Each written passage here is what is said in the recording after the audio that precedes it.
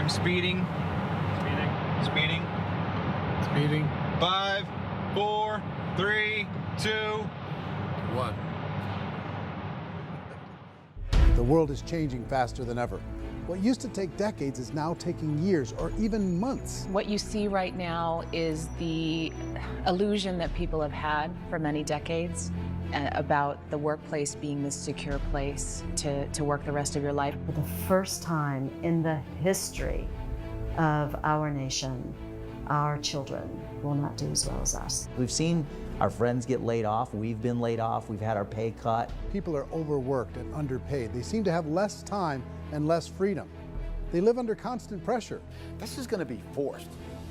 And so even if your employer loves you, they may have to cut you. There's something wrong that on Monday morning, the heart attack rate increases by 35%. Technology is accelerating, job security is declining. It just doesn't seem like the old models of making a living are as reliable as they used to be. Every aspect of our lives, there's a better way out there, but we're still doing it the old way. We live in the greatest country on the planet, and there are a lot of people sitting around complaining and being cynical. Like everyone's whining about this old model, and I'm like, why don't you leave it? Look at all this over here. Look at all this opportunity. Since so much of our lives revolve around our work and the way we make our living, many people are thinking there just has to be a better way. The biggest challenge facing our world today is not making money, is what are we going to do with all the displaced, unemployed people? People are afraid that they're going to make the wrong decision. People are afraid of the unknown. People are afraid that maybe I don't have the skills. Hey, sports fans, industrial age is over. It's dead. It's dying. That's why going to school to get a job is an obsolete idea. A steady paycheck is an industrial age idea.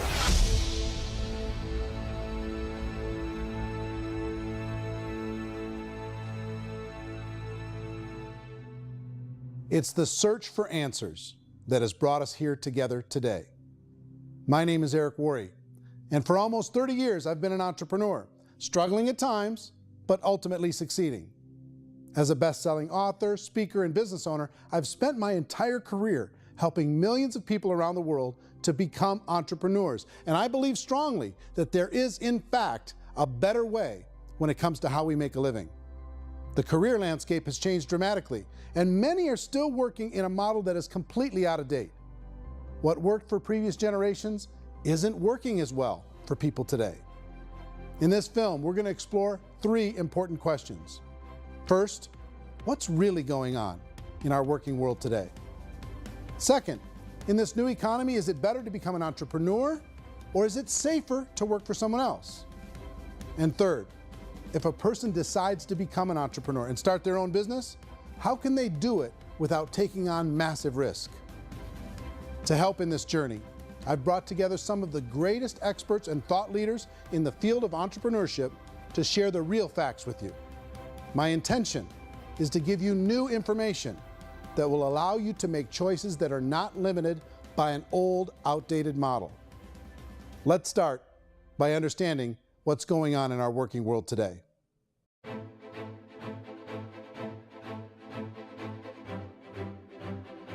Let's look at unemployment. 30–40% of the people are honestly not working, but would be working.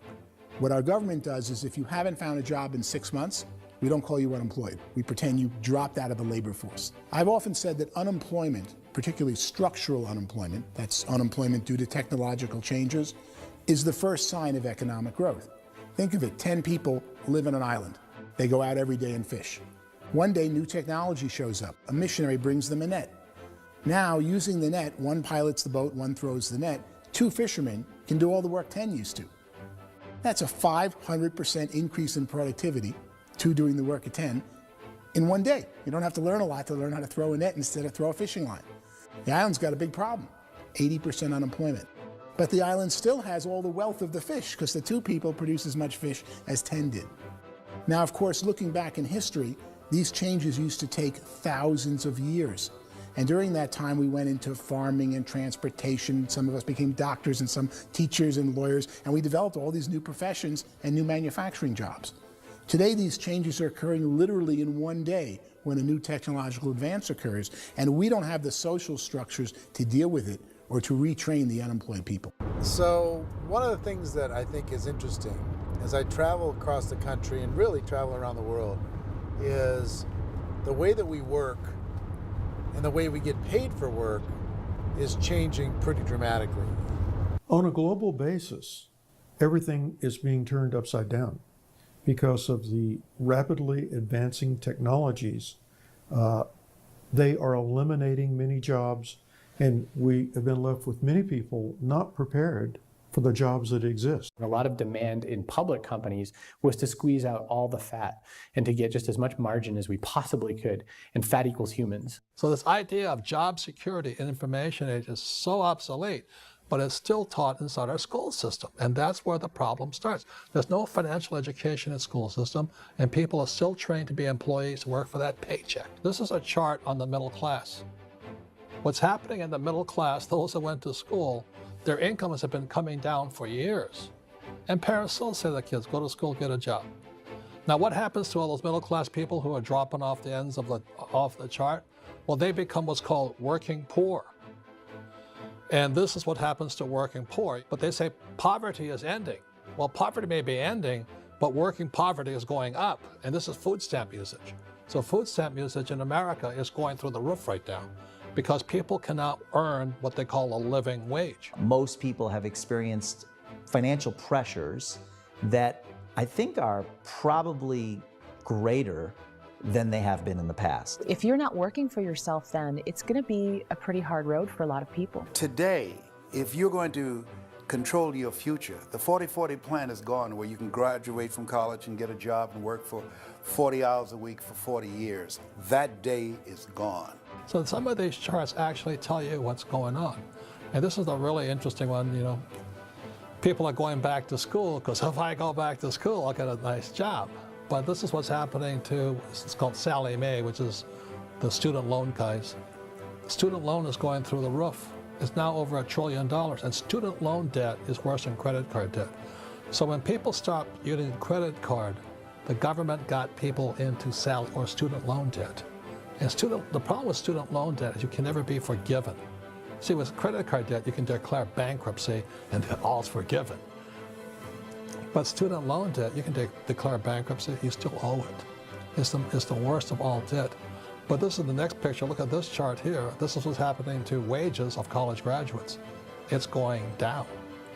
So you go to college, you rack up all this debt, but you earn less money. Now, that's not that intelligent.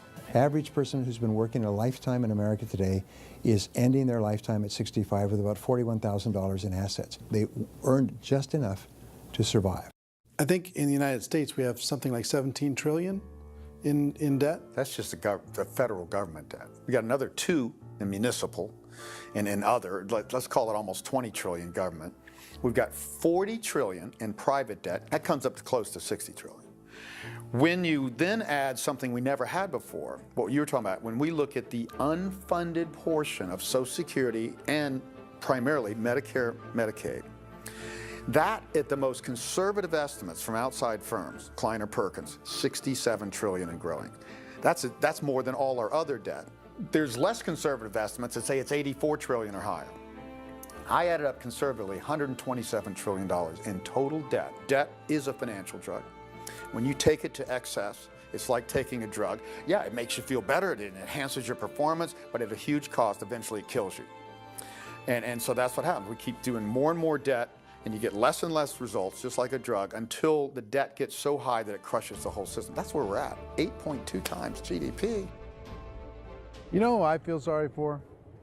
I feel sorry for the person who dreads going to work, who is sick to their stomach on Monday morning, who hates their alarm clock, who gets a little glimmer of hope on a Wednesday because it's hump day and says, thank God it's Friday.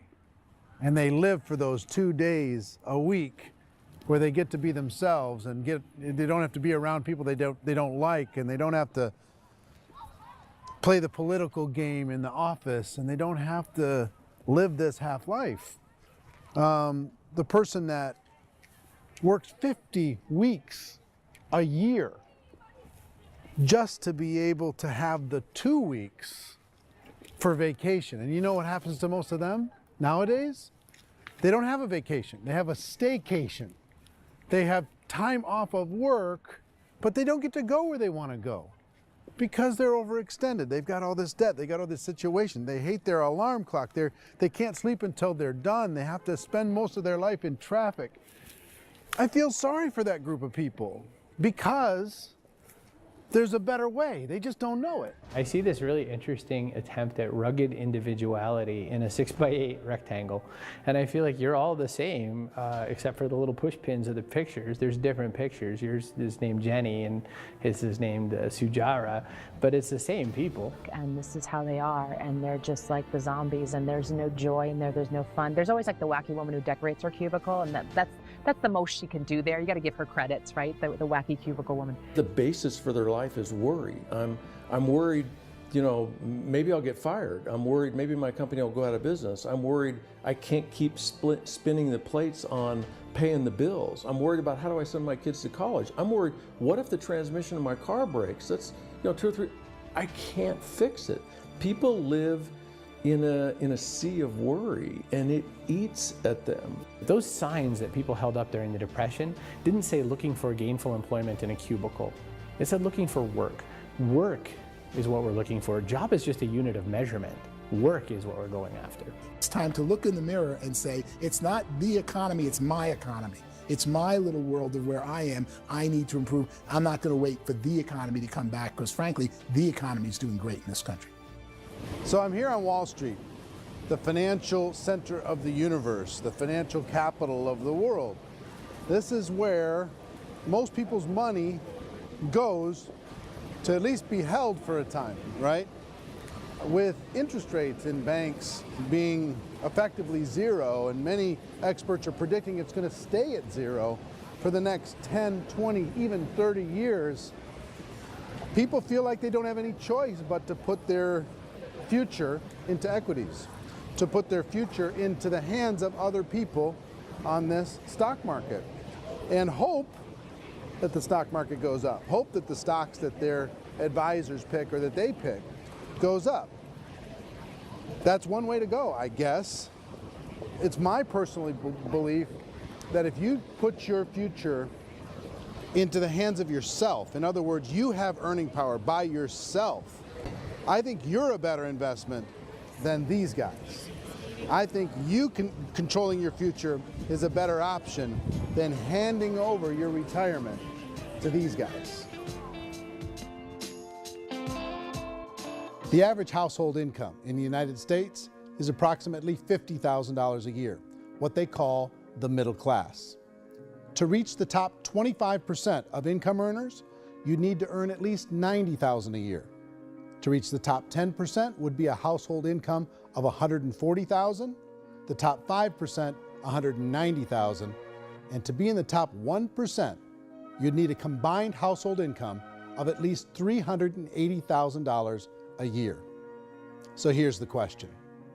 What do you think would give you the best chance to move up and get to the top 10%, the top 5%, the top 1% or beyond? In my opinion, and in the opinion of many, many experts, the answer is to become an entrepreneur, to become your own boss. I think you have to be a business owner. I can't, the only time I ever say to someone it'd be great to be an employee is when they've already told me they've surrendered. I only tell people who are wounded spiritually that they should be an employee. And it's that feeling that you get when you pick up the backpack off the little Cub Scout and say, "Don't worry, little guy, we'll get you back to the camp." You know, it is in no way a kindness when I tell someone they'd be a great employee. The other status symbol really increasingly is lifestyle. And people can own their own business, maybe even work out of their house. That, I tell you, people admire that. Like, gosh, I wish I could do that. The spirit of the entrepreneur is to be a risk taker and to be resourceful and unstoppable and to have a vision of yourself beyond where you are and not willing to settle for life as it is. Think about the great entrepreneurs. They're visionary. They have heart. They're willing to do today what others won't so they can do tomorrow what others can't. Personally, I don't think of the new economy, the old economy. I create my own economy. The entrepreneur's in control. I decide what the economy is going to be like. In the world of entrepreneurship, there are no limits. you can make as much as you want, depending on how much you want to work and how smart you are and how great a team you put together. There's no more lifetime rewarding business than being an entrepreneur. Why in America, where anyone could be anything, would people want to give up their freedom and become effectively a modern-day slave, told shut up and be here every morning at 7:30, leave at 5:30, and do what I tell you? If people decide to become an entrepreneur and work for themselves, they have some traditional options, but they're riskier than you might think. Any kind of a retail business, retail build-outs, is extremely expensive. Even just these small little yogurt stores where they're putting little yogurt machines and you get all the different flavors, you're spending $200,000, $300,000, $400,000 to open a yogurt shop. I would love to buy a Dunkin' Donuts, but it's $500,000 or so to start. I don't quite have that just-in-case money. Risking lose it all, and most guys do 2 or 3 times, and even big guys like Branson, because I'm such a fan of his, half his companies don't work. If you make $1 million, your problems are going to go. If you make $1 billion, your problems are really going to go. Just the opposite. You and I know when you're making $1 million, you get $1 million responsibilities. You make $1 billion, you got 1,000 times $1 million responsibilities. And most people say, I'd love to be my own boss. 70% of Americans would love to be their own boss, according to recent polls. But they don't know how to get there. Because what are you going to do? One, you could buy an existing business. If somebody's selling an existing business, you have to ask why. Usually because it's probably hard. It's probably not making as much money as they hope. 2, they could buy a franchise. A little less risk, proven system, but it's expensive to be able to do that. 3, they could start something from scratch. And that's where a lot of people feel like, I don't have the chops to do it. I don't have the money. I don't have the product idea. I don't have the expertise. I don't have whatever it's going to take to be able to get there, and I can't risk my family to do it. So 4th, they could become an investor. A lot of people in this town invest to try and figure out a way, but you got to be pretty smart with that game too, right? Venture capitalists, who are the very best and most sophisticated in investing in new breakthrough businesses, make it on 1 out of 11. That means 10 out of 11 are mediocre or fail. Most of them fail. That's the risk there. An angel investor is lucky to get 1 out of 15 or 20. A business is a team sport. Like, I have to have accountants, I have to have engineers, I have to have system designers, I have to have sales, marketing, I have to have accounting, I have to have mission statements, I have to have legal and all that. The average Joe Schmo, even me, I go out there, I don't have the skills to put a business together. I think the bottom line for the 4 traditional options is they take money, sometimes a lot of it. They take expertise, and they take time. All of that adds up to just too much risk for most people. I bought a business from somebody else and it was a lot of work. And you start wondering, what did I just buy? Because I guess ultimately I own your email list and I just overpaid for it. People that start their own business, they spend a lot of money, they spend a lot of time, a lot of effort to get things started. And the more you invest on the upfront, the harder you typically work at it. Well, I can tell you what the success rate is of a restaurant. What is it? They're crazy enough. About 90% of them fail. About 90%, in how quickly? Year less. Wow. And if we're talking non-franchise, we're talking franchise, Sure. That's totally different. Yeah. But our students aren't getting franchise restaurants. You got to invest big money. Exactly. And with someone like McDonald's, you've had to work with the company for a long period of time, really know the To even have a chance at investing $1 million. have a chance, and it's a slim chance. What if there was a way that you had all the proven aspects, the comfort aspects, and you could still control your own life? What if there was both? In other words, you didn't have to create everything from scratch. You didn't have to be a super leader. All you had to do, what if there was a proven product already? You didn't have to create the product. And there's a proven system already, proven training already. Everything except an employer. That was the only thing that you didn't have. Do you think more people would be open to working for themselves in that environment?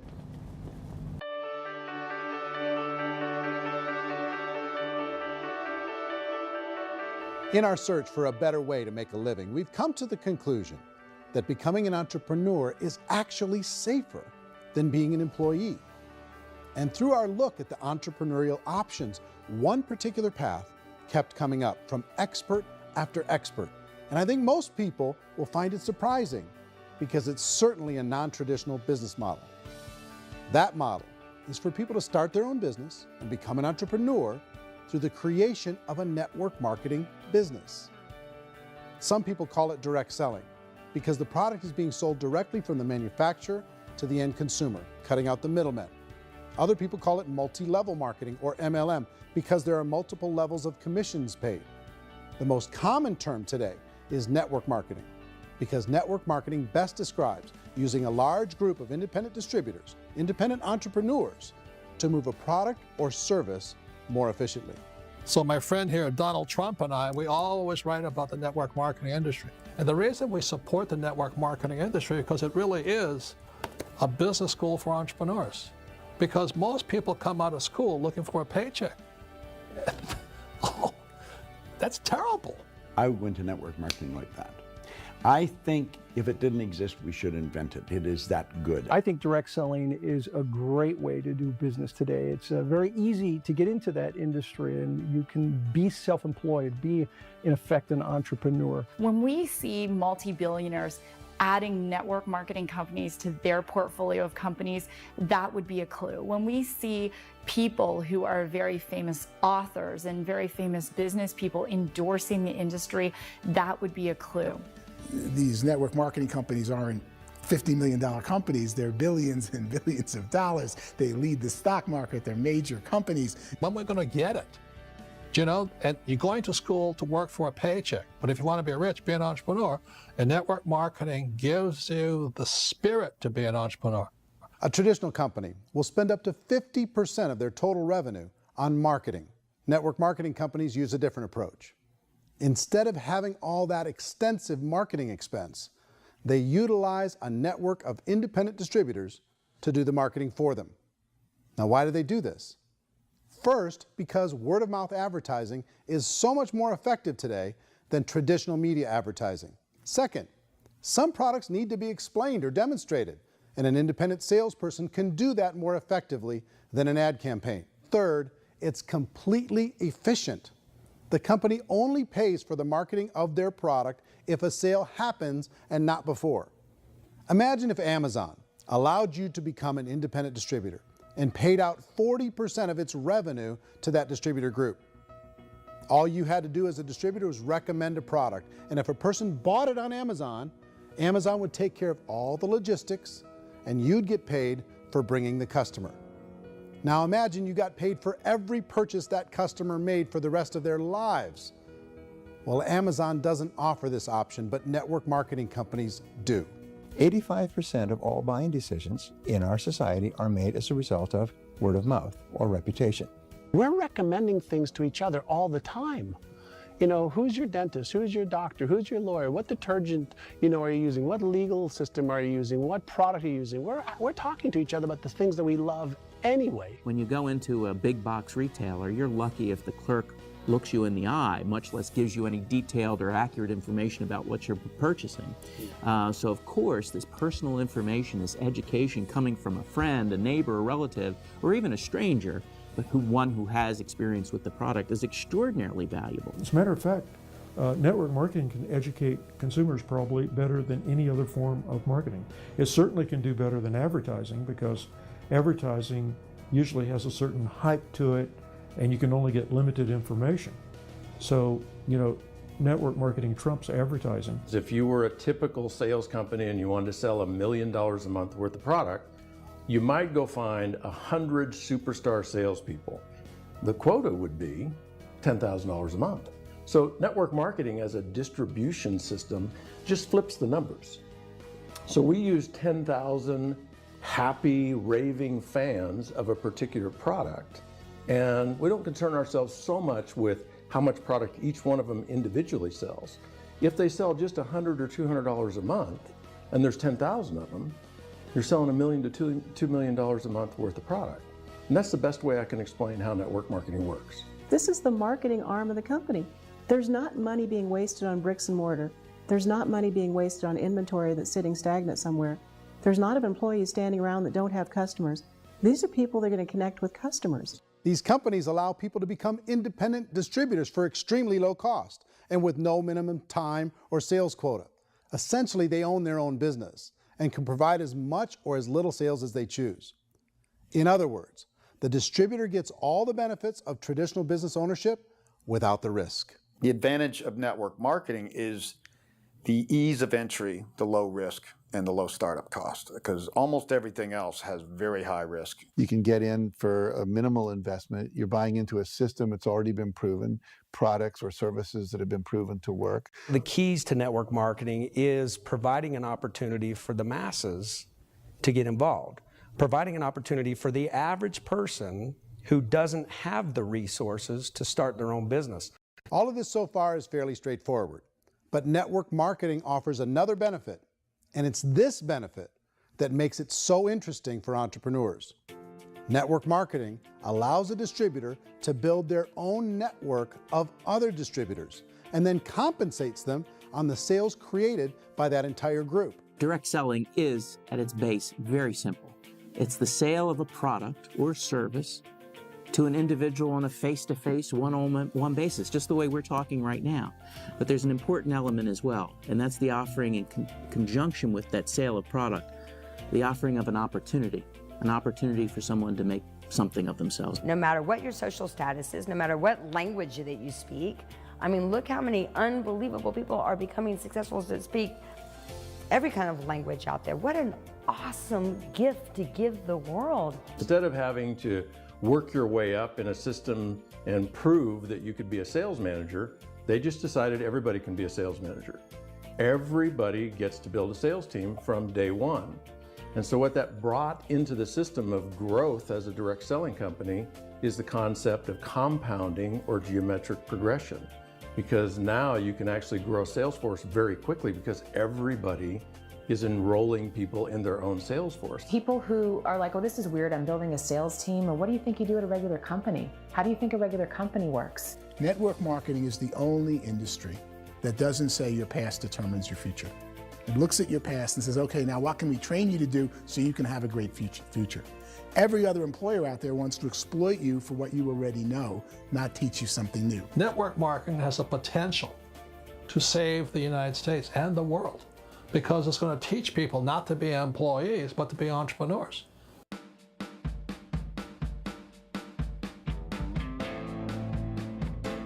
According to the Direct Selling Association, if you add up all the network marketing companies around the world, they combine to do over $178 billion a year in retail sales.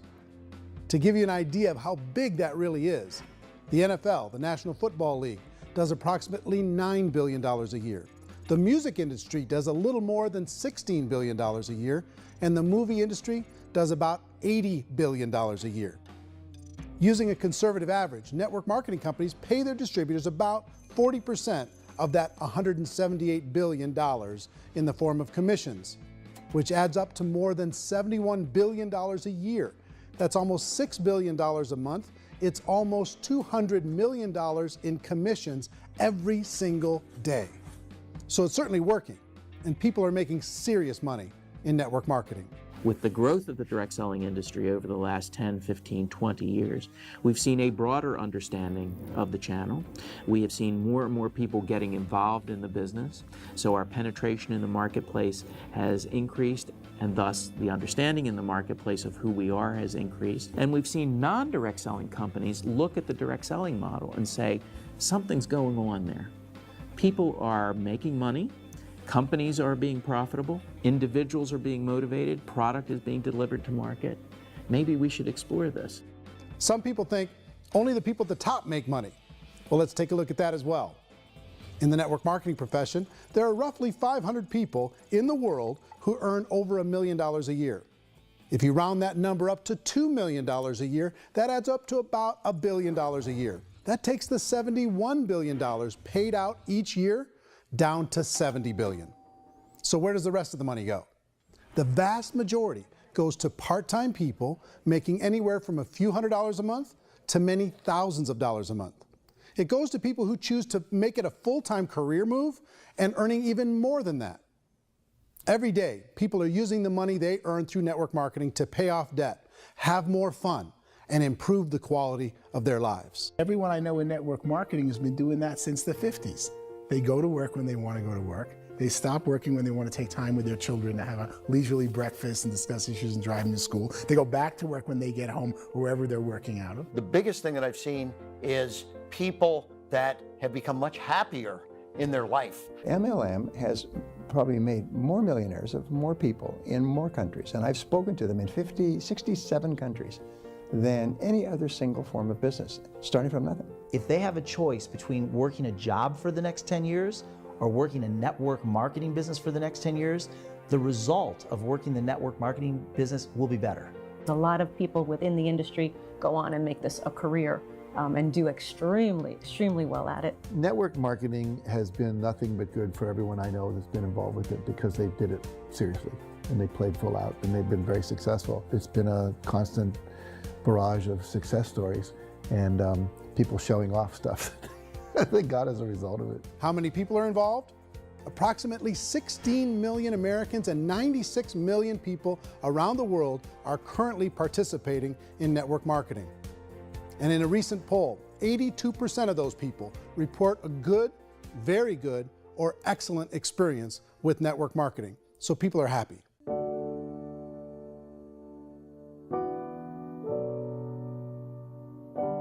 So I've taken a look at the network marketing profession and really tried to understand why so many people are confused as to the validity of this as a business. One is this pyramid shape. People get really messed up with this pyramid. Oh, it's one of those pyramid things. So I just think there are a lot of haters out there who really don't understand the industry and say, oh, it's a get-rich-quick scheme. It's a pyramid. Well, corporate America is a pyramid scheme. You know what I mean? It goes like this. You have thousands of MBAs, let's say working for Ford or General Motors or Coca-Cola. If all these MBAs, they're all trying to get to here, that's a pyramid. Only one guy's going to make it. Every 10 years, one's going to make it. Whereas you look at network marketing, it's like this. So you're here, and your job is to develop other CEOs coming up behind you. So it's an inverse pyramid. In network marketing, it's a very simple concept. If you sell product, you get paid. It is paid based on production. There is no first mover's advantage.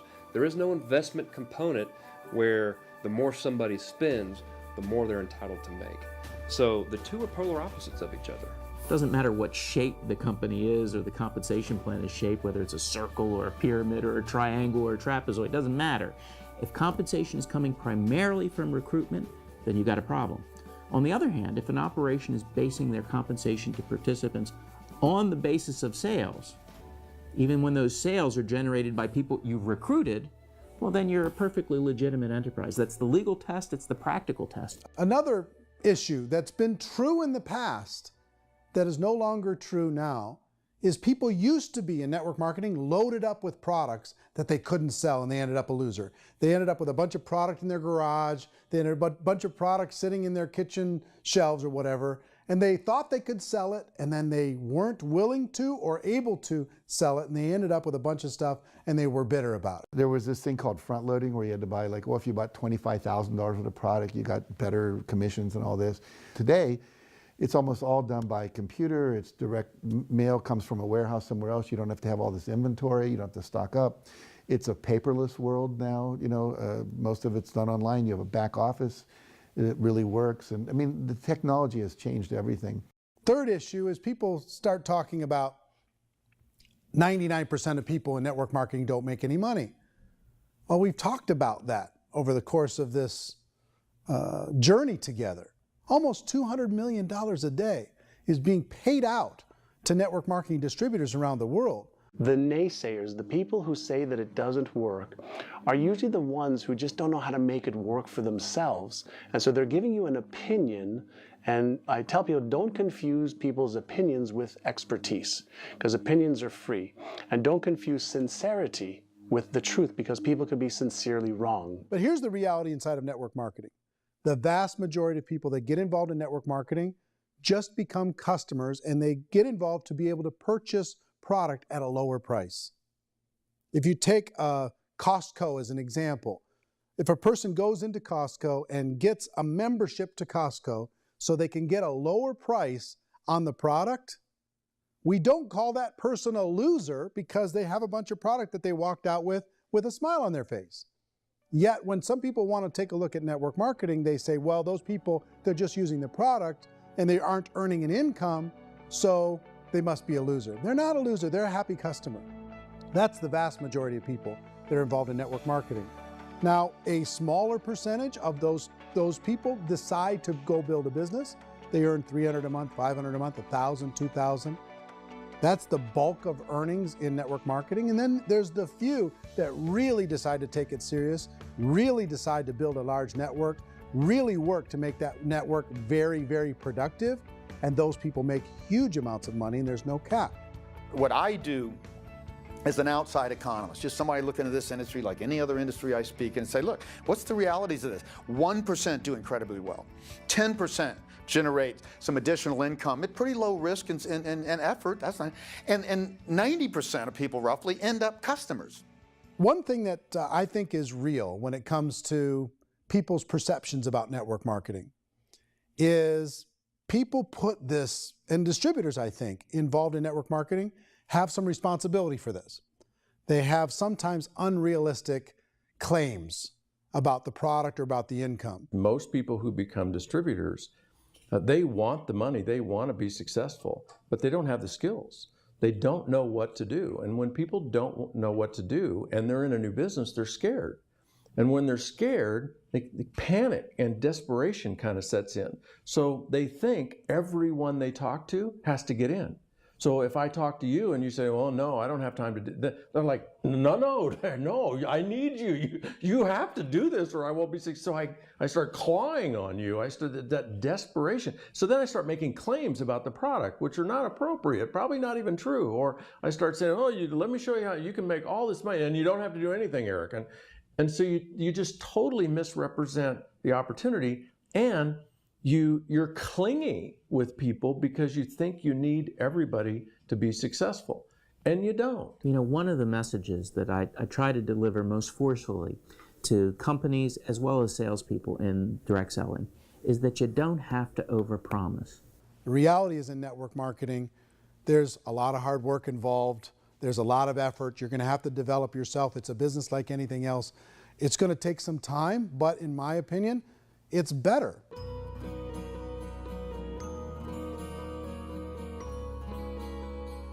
It's light years better for people starting today than it was even 5 years ago. I think it's more widely accepted now, and people understand it is a business. It is being an entrepreneur. It is being a business owner. Our belief system is based upon our evaluation of something. And frequently, if we reevaluate a situation, our belief about that situation will change. The industry has changed and it's grown up. It's totally transformed. You've got young people today that have grown up with social media, and they understand networks. They understand how people are connected through technology, and they understand how money flows through those networks. So when they see network marketing, they don't see it the way their parents saw it. And we've all learned, the larger industry that you represent, has all learned from those mistakes and flaws and errors that have happened early on. Early algorithms didn't work the right way. That's all fixed. It's like when they design a computer program, they design the program, then they run it, and then they go back through and they debug it.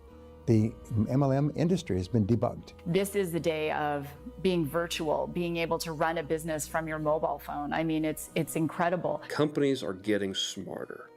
They're implementing more consumer protections. They're implementing more compliance training. They're doing more with respect to product research. If you do get involved and you make purchases of inventory, even on a voluntary basis, if you decide that this business is not for you, you can leave and have that inventory repurchased by the company. There's no other business that offers that kind of protection on a voluntary, self-regulatory basis.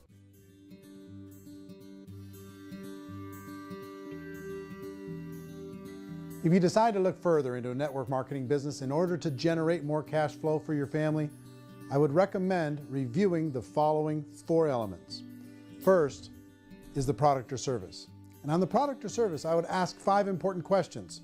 1, do you like it? Is it something you would feel comfortable sharing with others? 2, is there a recognized need in the marketplace? It's hard to create a need if one isn't naturally there. 3rd, does the product meet that need? Does it solve a legitimate problem for consumers? And 4th, is it priced to sell? Can it compete in the marketplace? And fifth, is it priced for profit? Is there enough margin for the company and the distributor to be able to generate income for the long term? If you can answer the questions on the product to your satisfaction, the next element to consider is the company itself. Is it well run? Do you believe in the founders or the management team? Do you feel they have what it takes to go all the way? See, it doesn't matter how good the product is if the management can't take care of the company. Good management can change with the times. They can handle adversity. They can make good decisions. Make sure you choose a company that can serve you for a long time. The third element to consider is the compensation plan. And with that, there are 3 important things to look at. First, a brand new person needs to be able to generate some money fairly quickly. It may be an obvious reason, but you can probably imagine the ripple effect of a distributor getting involved and having even a small victory fast. That can only help with the overall success of the organization. Second, a person should be able to develop a moderate part-time income in a reasonable period of time. As they develop their network and as their sales grow, they should be able to enjoy more benefits. And third, for the people who are really serious, for those who decide to really go pro in the network marketing profession, there should be the possibility to make a serious full-time income if they work hard and are committed to developing their skills. If you're comfortable with the product, the company, and the compensation plan, the last thing you should look at is the support that will be made available to you. Does the company have a website? Does it have a solid online reporting tool? Do they have comprehensive training available? Do they host events to help you build your business? If you decide to do this, what kind of a support system can you plug into? Choosing a network marketing company is a personal decision. But evaluating the 4 elements of product, company, compensation plan, and support is a great place to start. Is the company promising that you're going to get rich quick or that you can make a lot of money without a lot of effort? That's a red flag. Is there a product that you really believe in that you think can be sold? Or are you being told by salespeople or the person who's trying to recruit you or by the company itself that don't worry about the product, all you have to do is recruit other people into the business? Red flag, warning sign. If you're hearing that, take a second or even a third look. Get to know the customers, the products, the business, have some success, and see where the opportunities might take you to move up in the organization. You want to find out how concerned are they about my education, my training, and my development? Is there a space for me to grow? Most important question. Learn everything that you can about the product. Make sure it's something that you believe in, and learn everything you can about the industry and work that system. You have to be very passionate about whatever that company is doing. I would get involved. You can always test drive anything, you know, the product, the service, the community, and then lean into it a bit. If it feels good, then lean into it a lot. Behind me is the Lincoln Memorial. And this is a place where Martin Luther King Jr. had his famous "I Have a Dream" speech. And at that speech, he talked about his dream for equality for everyone around the world, and that's a noble dream. But I think more people need to remember what it was like when they were kids and the dream was still alive in them. Before it got beaten out of them by reality, by this paycheck, by these responsibilities, and by having to live for this job to pay the bills. I think people need to remember that, go back to that. Once they know that there's a better way, I think their future is going to be much brighter. They can live a better life.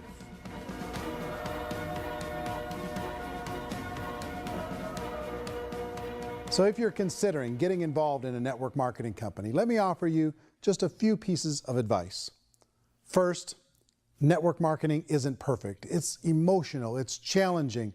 Like any entrepreneurial venture, it can have its up days and its down days.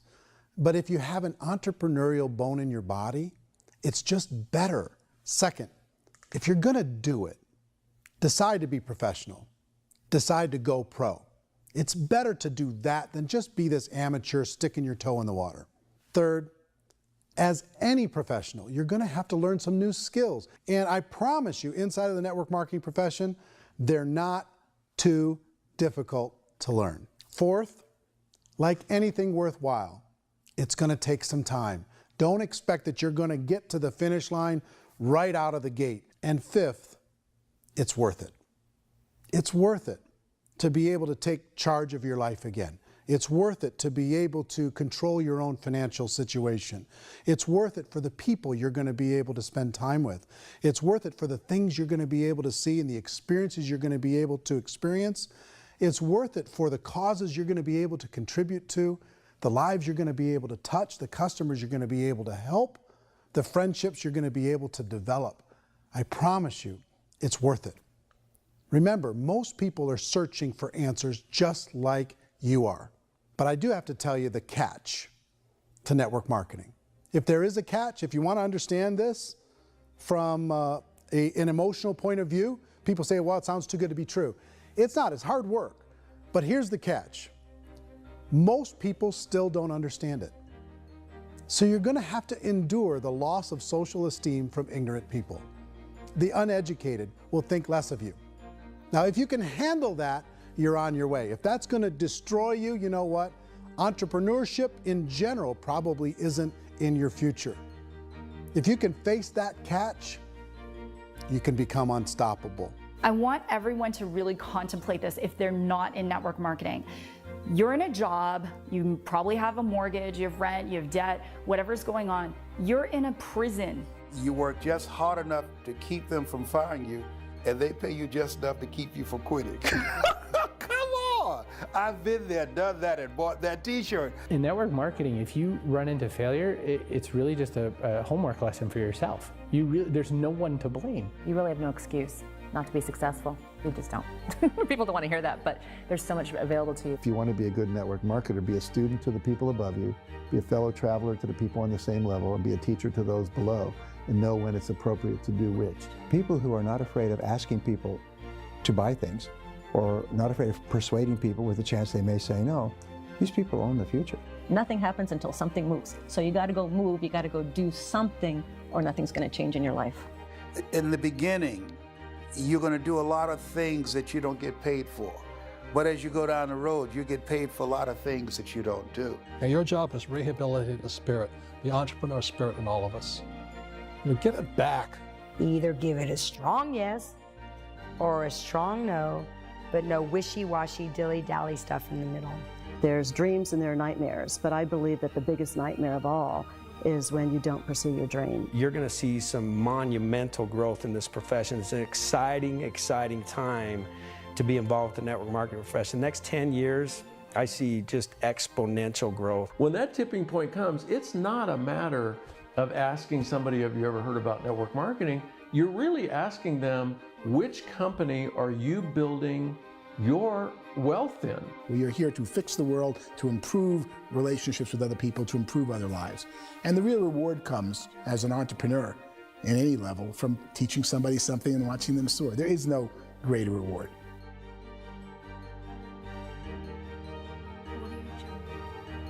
Life's too short to spend it living someone else's dream instead of your own. It's too short to spend it living at a fraction of your potential. Can being an entrepreneur be a challenge at times? Sure. But here's what you get in exchange. It can be yours. Something that you built, something that you created, something that you made happen. This balloon represents your dream. It represents entrepreneurship. My wish for all of you is that you would reach out and grab it. The choice is up to you.